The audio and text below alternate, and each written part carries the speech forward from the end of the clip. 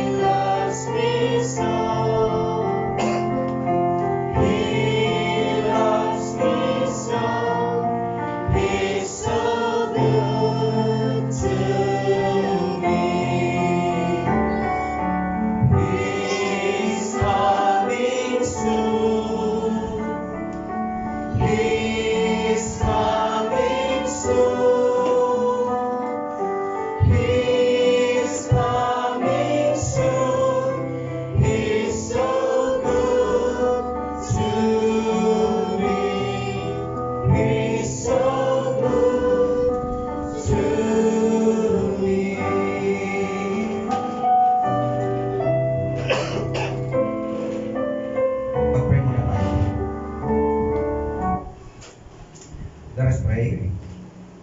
Dakilang Diyos naming makapangyarihan sa lahat. Salamat po Diyos, pinupuri ka namin, sinasamba ka namin, Panginoon. Sa oras na ito, sa umagang ito, kami po ay nagkakatipon-tipon sa iyong bahay-sambahan para dakilain ka, Panginoon, purihin ang iyong banal na pangalan. Lord God, humihingi po kami ng kapatawaran sa amin pong mga kasalanang nagawa, sa aming mga pagkukulang, o sa anumang mga bagay, O Diyos, na hindi po nakapagbigay kaluwalhatian sa iyong paningin. Lord, restore our fellowship with you, and we ask the filling, the control of God the Holy Spirit in our midst this morning. Bless us, Lord, sa amin pong pagpapatuloy, especially as we study upon your word. Give us enlightenment, give us wisdom that comes from above. In Christ's precious name, we pray. Amen. Amen. Okay, pwede na tayo umupo, mga kapatid.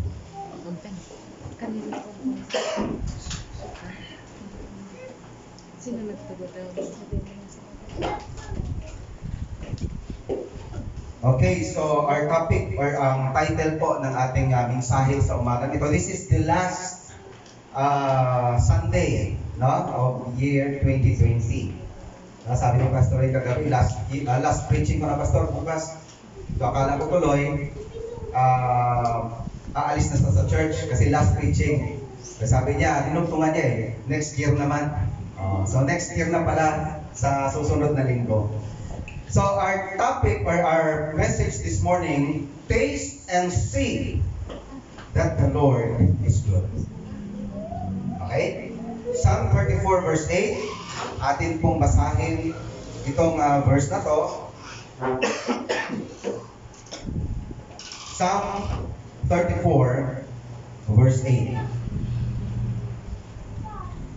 Basahin natin ng sabay-sabay. Mamaya babasahin natin sa Tagalog. Babasahin muna natin sa English translation. Okay, so all together. Ready? begin. Oh, taste and see that the Lord is good. Blessed is the man that trusted in Him. May the Lord bless the reading of His Word. Now, year 2020, siguro ito yung taon na kung saan ang daming nangyaring hindi maganda. Diba? Siguro fresh pa sa mind natin kung paano nangyari ang mga bagay na to. Itong year na to, sumabog o pumutok yung bulkang Taal. Okay? Itong year na to, sunod-sunod ang mga bagyo na naranasan po natin. No? Yung iba dyan ay mga malalakas. Ano yung malakas na bagyo na naranasan natin? Anong pangalan ng bagyo? Ulysses. Okay? So, then, bumaha pa sa ibang parte. Naalala ko, Cagayan, binaha. May lindol, December 25, lumindol. Saan banda yun? Batangas. Ano yun, malakas yun. No, 6 point something yata. Kung di ako nagkakamali. Then, ang hindi matapos-tapos na COVID, na hanggang ngayon ay apektado pa rin tayo. Siguro para sa iba, sinusumpa nila yung year 2020. Di ba? Or maybe, lalo na sa mga taong naapektuhan nitong mga disasters na ito, sa mga trahedyang ito, lalo na yung mga apektado, maybe, dumating sa punto sa buhay nila na kini-questionan nila yung Diyos. Lord, andyan ka pa ba? Lord, bakit ganito yung nangyayari? Totoo ka ba? Or tayo kaya na mga Kristiyano, tayo din, nakaranas din. Hanggang ngayon, nasa pandemic pa rin tayo. Isa ba tayo sa magsasabi pa rin that still God is good? Or baka nagdududa na rin tayo sa sovereignty ng Diyos? Isa ba tayo sa kumu-question ngayon, Lord, totoo ka ba? O baka, Lord, hindi naman totoo yung sinasabi mo eh. Tingnan mo yung nangyayari. Or isa tayo sa naninindigan that God is still in control of everything. You know what? Lahat ng yan, inalaw ng Lord, mga kapatid, marahil hindi natin naunawaan. No? Hindi natin lubos na unawaan kung bakit niya pinahintulutan ang mga bagay na ito. Pero one thing, maybe inalaw ng Lord in order for us to taste and see that God is good.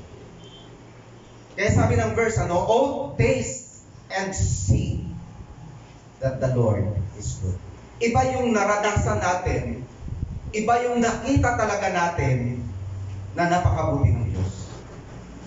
Pwede natin sabihin, God is good because that is attribute ng Diyos moral attribute ng Diyos. Pero kung nakaranas na tayo ng mga bagay na yan, and still, humihinga pa tayo, doon natin mararamdaman, Lord, you are so good. Kaya nga kanina kinanta natin, God is so good. Di ba? He cares for me. He loves me so. Kasi totoo yun. Pinaparamdam ng Diyos sa atin mga kapatid that God is good. Okay?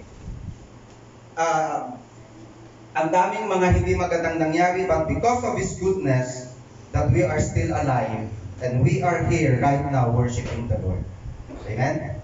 Amen. Nandito tayo para purihin ang Diyos. Nandito tayo para sambahin ang Diyos. Kasi hanggang ngayon, ang goodness ng Lord ay ipinapaabot pa rin sa atin. Okay?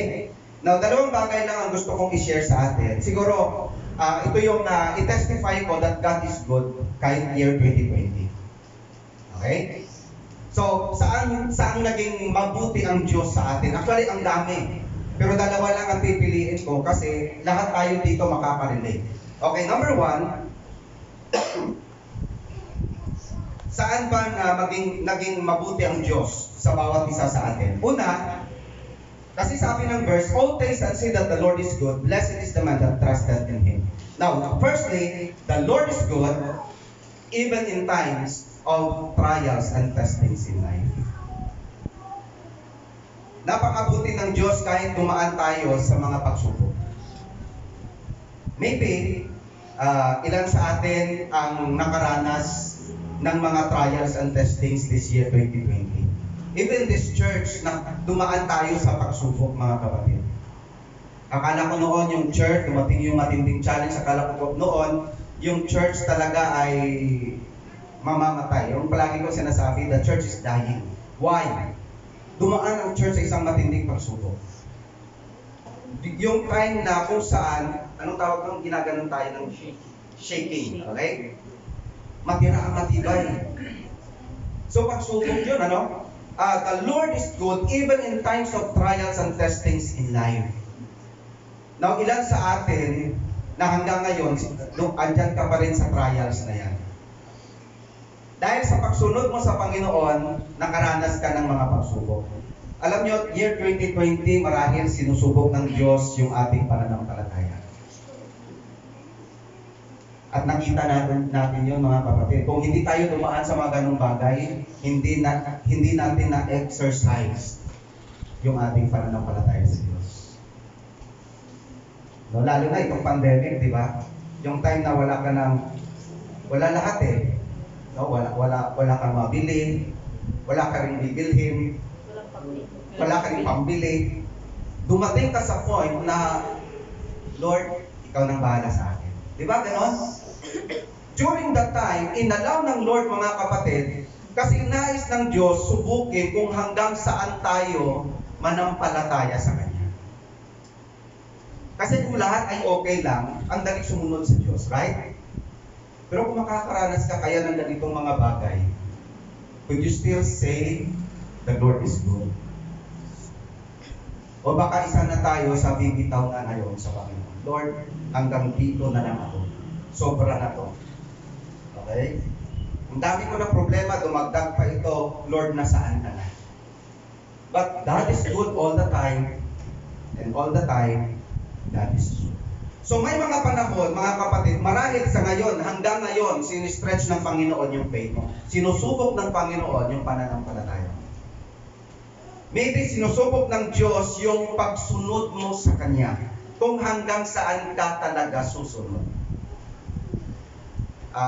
Pag-pray natin yung ating kapatid, no, si Sister Angelica, after ng kanyang victory, sumunod sa Panginoon through water baptism, bago siya na-baptize, may video pala tayo.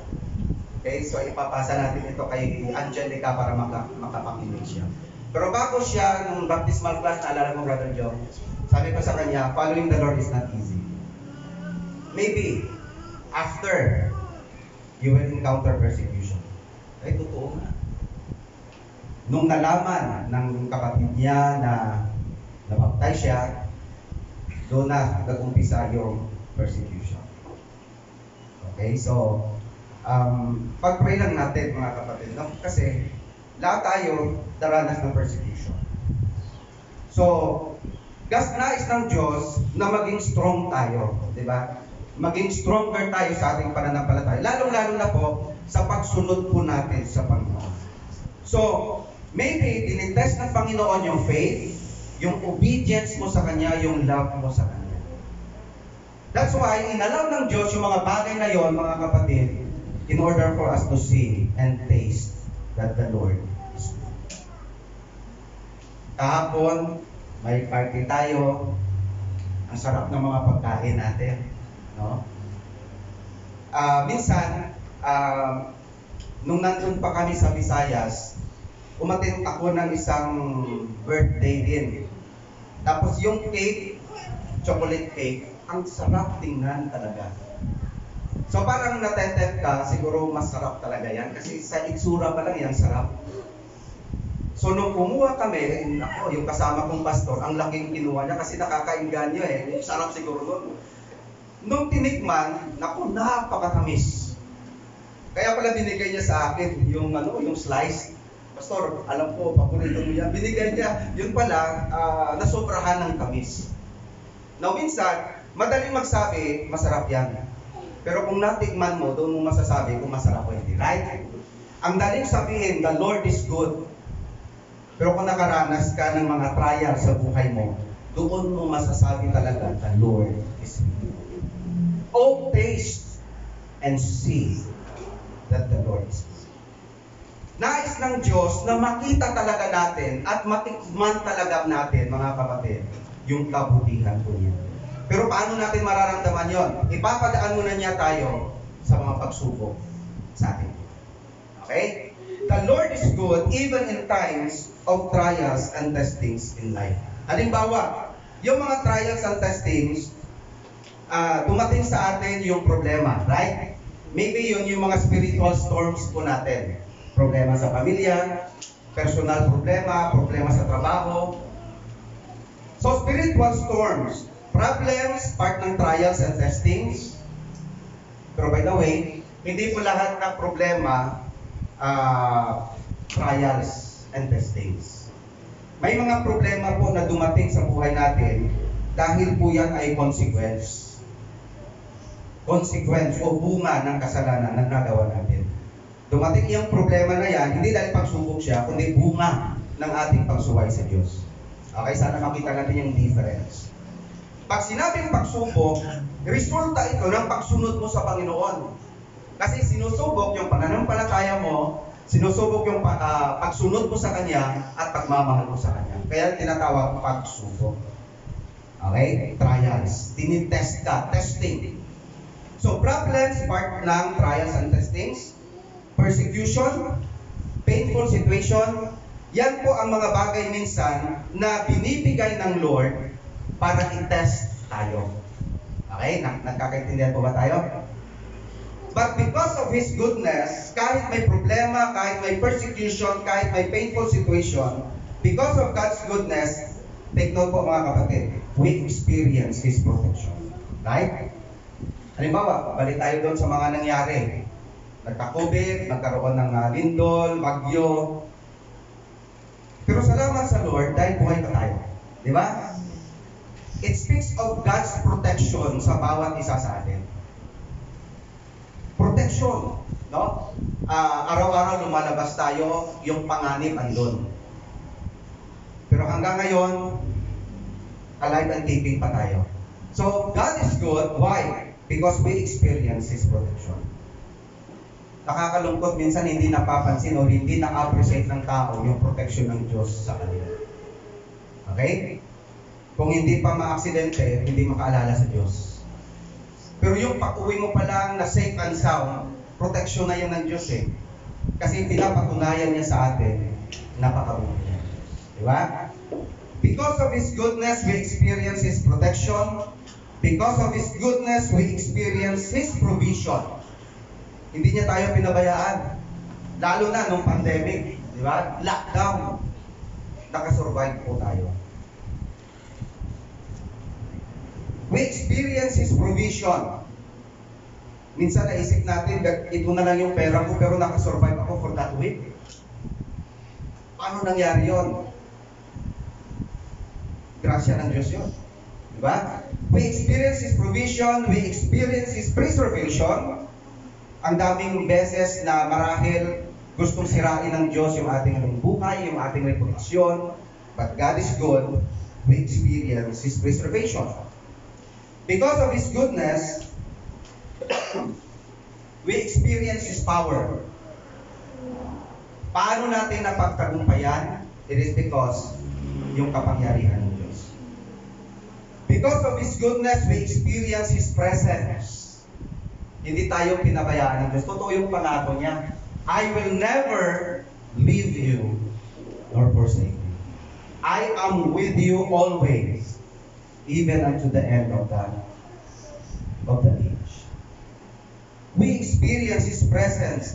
Because of His goodness, we experience His promises. Yung fulfillment ng pangako ng Diyos. You know what? Lahat ng yan, mga kapatid, it is because the Lord is good. Okay? Sabihan nga natin, the Lord is good. The Lord is good. Okay, lakasan pa natin. God is good. God is good. All the time. All the time. All the time. All the time. God is good. God is good. Now, the Lord is good even in times of trials and testings in life. Marahil ngayon, nasa trials and testings ka pa. namnamin mo yung kabutihan ng Diyos. So that's the first thing na gusto kong i-share. Number two, not only the Lord is good in times of trials and testings in life.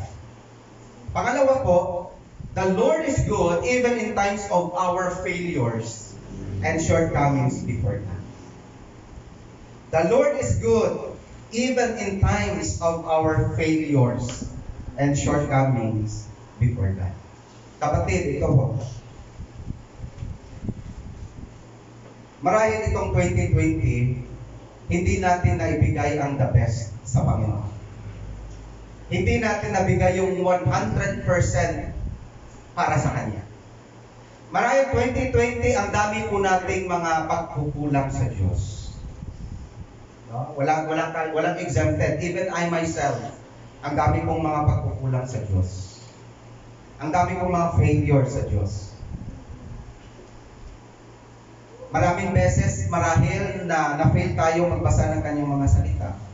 Kaya kanina sa Sunday School, in-encourage tayo na magbasa. No? Araw-araw ba talaga nagbabasa tayo? So yung sagot dyan, hindi. Di ba? Hindi. At hindi rin natin maluloko ang Diyos.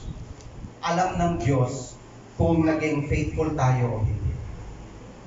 Alam ng Diyos kung ilang beses tayo na-fail. Alam ng Diyos yung mga shortcomings po natin. Alam ng Diyos kung right pa ba yung heart natin habang ginagawa natin yung kanyang gawain. Kasi pwedeng mangyari, no? Pwedeng mangyari, andito tayo, pero hindi right ang heart natin. Pwedeng mangyari na napipray tayo, pero hindi right yung ating relationship and fellowship with the Lord. Okay? So, ang dami po natin failures, ang dami nating shortcomings. Now, siguro, bago mag-end itong year, i-reflect po natin mga kapatid, Lord, sa dami-daming kabutihan mo sa akin, gano'n pa kadami yung failures at shortcomings. So, ilang beses ba ako nadapa itong year 2020? Ilang beses ba akong natisod? Ilang beses ba akong nangako na hindi ko natupad? Ilang beses ko bang naranasan yung kabutihan ng Diyos, and yet, hindi ako naging sapat sa Panginoon. Failures and shortcomings, mga kapatid, maybe lahat tayo nakakaranas ng failures and shortcomings. Okay? Pero take note po because the Lord is good, because of His goodness, mga kapatid, take note, we experience His forgiveness. Ganun kabuti ang Diyos. Kahit ilang beses tayo na-fail, kahit ilang beses natin siyang binigo, in-expect ng Diyos na araw-araw magbibigay tayo ng oras sa Kanya, pero maraming beses na-fail tayo. Pinahintay natin siya, sa ating quiet time, hindi tayo sumikot. Hindi tayo nag-show up, hindi tayo nagbigay ng time. And yet, because of His goodness, we experience His forgiveness. Ganun kabuti ang Diyos. Ilang beses tayo nagkamali, ilang beses tayo nagkasala. Every time na tayo humingi ng tawad sa Diyos, 1 John 1:9. Anong sabi? Is able. If we confess our sins, He, the Lord, is faithful and just to forgive us our sins and to cleanse us from all unrighteousness. Because of His goodness, we experience His forgiveness. Because of His goodness, we experience His chances. Alam niyo ba, araw-araw, kahit marami tayong pagkukulang sa Diyos, pag nagising ka sa umaga, God gave us another chance. Right? Pag-gising natin sa umaga, pasalamatan natin ang Diyos. Why? Another chance na naman binigay ng Diyos. Minsan nasa atin na kung yung chance na yon, sasayangin natin o magkakasala ulit tayo kasi inaabuso natin yung kabutihan ng Diyos. Because of His goodness, we experience His forgiveness. Because of His goodness, we experience His chances. Ang daming chance na binigay ng Diyos sa atin. Because of His goodness, we experience His grace upon us. Alam niyo ba yung grace? Grasya na hindi tayo karapat-dapat pinubinigay ng Diyos sa atin. Yun yung grace. Alam niyo ba yan? Pagising natin sa umaga, buhay pa tayo. Grasya ng Diyos yun eh. Hindi dahil karapat dapat tayong mabuhay. Hindi eh. Grasya ng Diyos ng Lord. At dahil sa goodness ng Diyos, naranasan po natin yung grace ng Diyos sa bawat isa sa atin. Because of His goodness, we experience His blessings. Ito yung gusto natin eh. Gusto natin, i-bless tayo ng Lord. Pero alam niyo ba, minsan, alam nating may failures tayo, alam nating may shortcomings tayo. Pero minsan, out of His grace, He showered His blessings on us. Balik tayo sa grasya ng Diyos. At babalik tayo because the Lord is good. Because the Lord is good even in times of our failures and shortcomings before God. So nakita na po natin yung dalawa. No? The Lord is good. Anong una? In times of trials and testings in life. The Lord is good even in times of our failures and shortcomings before God. So since napakabuti ng Diyos, mga kapatid, noong year 2020, ang tanong, ano bang response natin sa goodness ng Diyos? Tayo ba yung isang tao o Kristiyano na magte-take advantage na lang sa kabutihan ng Diyos? O magre-respond tayo dahil sa kabutihan ng Diyos sa atin? So what should be our response to God's goodness? Sino sa atin dito ang hindi pa nakaranas ng goodness ng Lord? Pakitaas ang kamay. Wala? O sino sa atin dito ang nakaranas yung kabutihan ng Diyos sa buhay niya? Pakitaas ang kamay. O, lahat tayo eh. Lahat tayo nakaranas po that the Lord is good. What should be our response to God's goodness? Sabi ni David, what shall I render unto the Lord for all His benefits towards me? Ano yung ibabalik ko sa Kanya? Ano yung pwede kong magiging response sa kabutihan ng Diyos sa ating buhay? Now, let me give you 4 suggestions na pwede maging response ko sa kabutihan ng Diyos sa buhay natin. First is in Deuteronomy chapter 6 verse 5. Deuteronomy chapter 6 verse 5. Okay? At basahin po natin mga kapatid. Babasahin natin sa English muna. Deuteronomy chapter 6 verse 5. Ready? Begin. Ang lakas. Thou shalt love the Lord, Okay. Ready? Begin. and thou shalt love the Lord thy God with all thine heart, and with all thy soul, and with all thy might. Okay. Sa Tagalog, chapter 6 verse 5. Ibigin mo si Yahweh na iyong Diyos na buong puso, buong kaluluwa at buong lakas. Okay, what should be our response to God's goodness? According sa verse na binasa natin, love the Lord wholeheartedly. Yan ang isa sa pwede nating iparamdam sa Diyos, kapatid.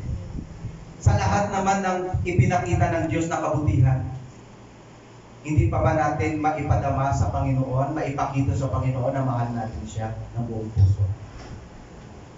So love the Lord wholeheartedly, isa yan sa pwede nating maging response sa kabutihan ng Diyos sa buhay mo at sa buhay ko.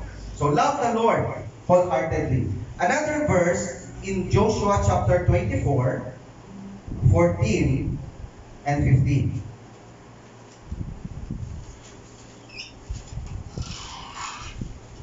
Joshua 24, 14 and 15. Okay? Pakinggan nyo lang at babasahin ko sa Tagalog. Kaya ngayon, sambahin ninyo si Yahweh at paglingkuran ninyo siya ng buong puso at katapatan. Alisin ninyo ang mga Diyos-Diyosang dating sinasamba ng inyong mga ninuno sa Mesopotamia at sa Ehipto.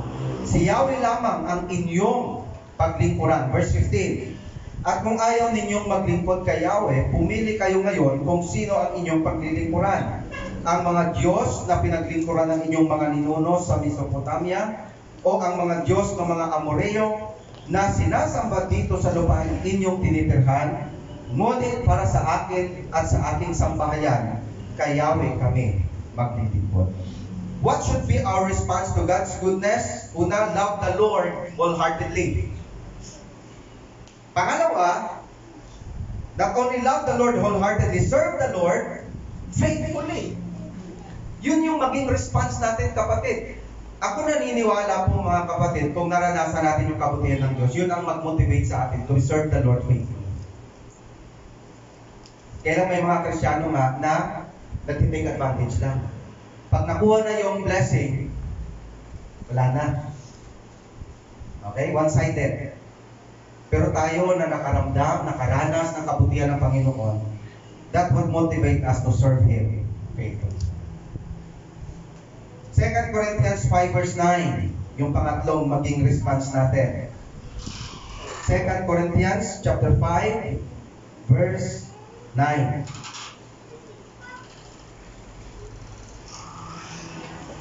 Okay, babasahin ko po. Kaya naman, ang pinakananais natin ay maging kalugod-lugod sa Kanya, maging nasa katawang lupa tayo o maging nasa piling na niya. Okay, ito yung sinulat ni Pablo. Now, una, love the Lord wholeheartedly, serve the Lord faithfully. Letter C or number 3, according sa 2 Corinthians 5:9, anong magiging response natin sa goodness ng Lord? Please the Lord consistently. By living a life that is pleasing to the Lord. Okay? Please the Lord consistently. Consistent ba yung ating buhay na kung saan piniplease natin si Lord? So sana yun yung magiging response natin, kapatid. Okay? Please the Lord consistently. And Proverbs 3:5 and 6, alam na natin to. Trust in the Lord with all your heart and lean not on your own understanding. In all your ways acknowledge Him and He shall direct thy path. Trust the Lord completely. Okay? So yung apat na yan, common na yan sa atin, mga kapatid. Basic na yan sa atin, mga kapatid.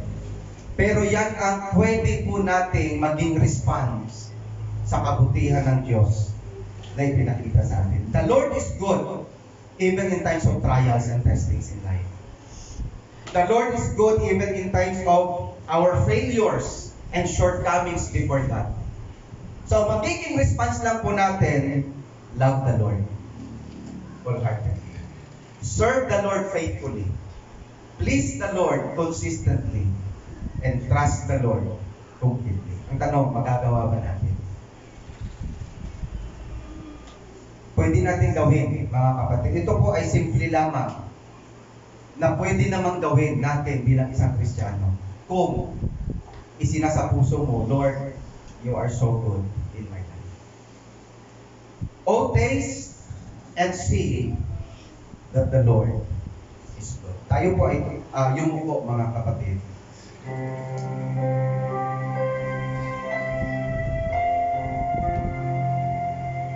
Let us bow down our heads and close our eyes. Year 2020, ang dami nating pinagdaanan.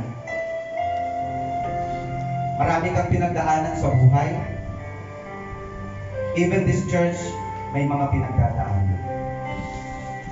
Pero sa likod niyan, lahat, natikman natin, kapatid, at nakita natin that our God, the Lord is so good to us. Hindi niya tayo iniwan. Sa oras na tayo ay nadadapa, andun ang Diyos, nililift up na tayo. Because He is so good. Sa oras na tayo ay walang-wala, andun yung provision ni Lord sa atin. Sa oras na tayo ay nagkakasakit, andun yung healing power ng Diyos, kapatid. Sa oras na tayo ay nalulungkot, andun ang comfort ng Diyos. Ipinapadama ng Diyos sa atin, kapatid, na kahit hindi maganda yung nangyayari this year, 2020, maalala lang natin that He is still so good to us. Anong response natin? What should be our response? Sana bago matapos itong taon na to, sana maging prayer natin lahat, Lord, salamat dahil hindi mo ako binigo, napakabuti niyo po. And in return, Lord, this year 2021, babawi ako sa iyo. Babawi ako, Panginoon. Sa lahat ng kabutihan mo sa akin, babawi ako. I will love you wholeheartedly. Lord, turuan mo akong mahalin ka. Lord, turuan mo akong paglingkuran ka ng buong katapatan. Lord, turuan mo akong mamuhay ayon sa iyong kaluwalhatian. At Lord, turuan mo akong magtiwala sa iyo. Kahit minsan hindi ko naunawaan ang mga bagay na nangyayari sa iyo. Lord, tulungan mo ako. Lord, give me your grace na kung saan, Panginoon, makabawi ako sa iyo. Dahil napakabuti niyo po sa akin. Pray to the Lord this morning. Talk to God. Pasalamatan natin ang Diyos. He's been faithful to us. He's so good to us. For 1 minute, kausapin niyo po yung Panginoon. And make a prayer. Lord, ito yung magiging response sa kabutihan. Pray silently.